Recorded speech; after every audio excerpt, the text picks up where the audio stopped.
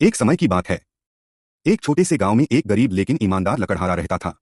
एक दिन वह नदी के किनारे एक पेड़ काट रहा था। अचानक उसके हाथ से कुल्हाड़ी फिसल गई और तेज बहती नदी में गिर पड़ी। नदी बहुत गहरी थी और पानी का बहाव भी तेज था। लकड़हारे ने बहुत कोशिश की, लेकिन उसकी कुल्हाड़ी नदी से बाहर नहीं आ सकी।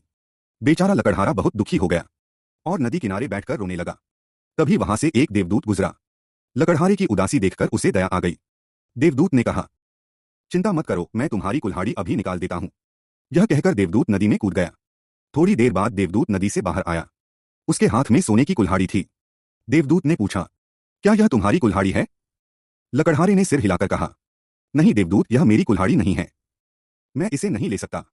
देवदूत फिर से नदी में डुबकी लगाकर गया और इस बार चांदी की कुल्हाड़ी लेकर बाहर आया। लकड़हारे ने फिर ईमानदारी से कहा, नहीं, यह भी मेरी नहीं है। तीसरी बार देवदूत नदी में गया और इस बार एक साधारण लोहे की कुल्हाड़ी लेकर लौटा।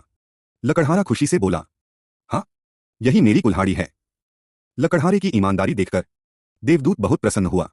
उसने लकड़हारे को उसकी लोहे की कुल्हाड़ी तो दी ही, साथ ही सोने और चांदी की कुल्हाड़ियां भी इनाम में दे दी।